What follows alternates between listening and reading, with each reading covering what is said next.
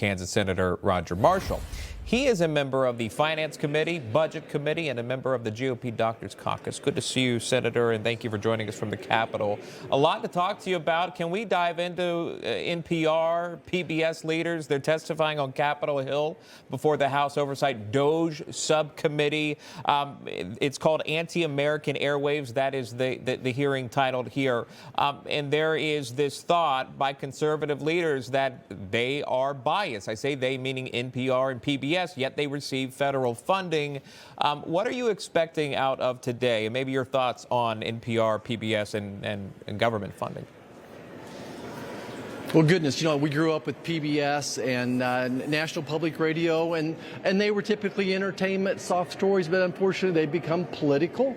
And if they're political, then they should not receive federal funding. So I think most Americans are done with them. I think no matter what rules and regulations we put around them, they're going to find loopholes, that those organizations are now led by radical liberals for the most part. So I think that's why most of us tune them out, except to listen to their crying. It started off that folks were just obsessed with President Trump. Now, many of those people on those stations, on other legacy media, now they have a full-blown psychosis. They're detached from reality, and they're not willing to accept that Donald Trump is now the president. And by the way, 20-year high in Americans think we're going in the right direction. The country is going in the right direction. A 20-year high of Americans agreeing with President Trump's agenda. Yeah.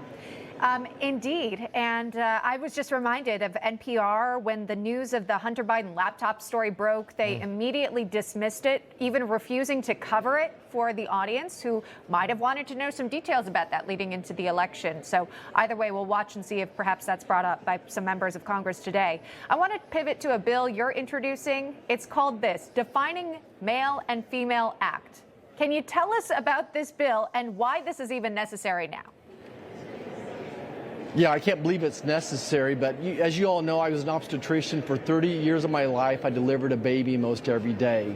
I delivered the baby, and I would say a prayer until it made its first cry. And then as the baby started crying, I would hand the baby to the new mom and the new dad and say, "It's a boy, it's a girl." I never said, well, we're not sure what this is. We're going to do a little gender affirmation later, and we're going to assess this baby in 3 years. And I'd fill out the birth certificate, and I would check male or female.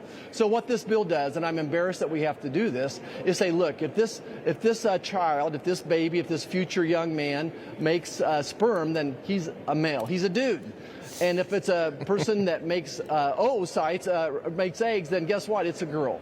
It's interesting, again, 90% of Americans support President Trump on this agenda. He did an executive order on day number 1 to protect the rights, the safety, and dignity of women.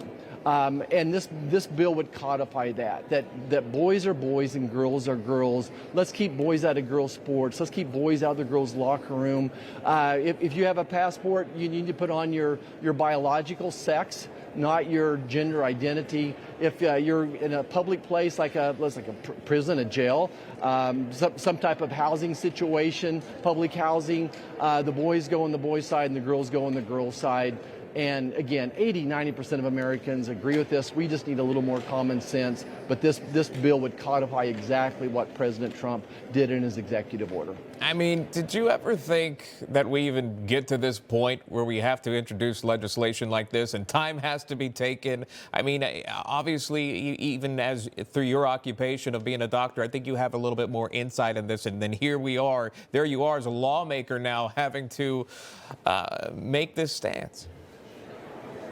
Yeah, even 3-5 years ago, I didn't know what a transgender was. And certainly there's other pronouns and all those things, abbreviations I did know and I understand and I respect. And I respect people that believe that they're a transgender person, but their rights cannot overwhelm another person's rights. I think back to Title IX being passed when I was in middle school, and just overnight saw the opportunities for young ladies to change. Could you imagine watching the NCAA basketball tournament this weekend? Final 16, my Kansas State girls are in it.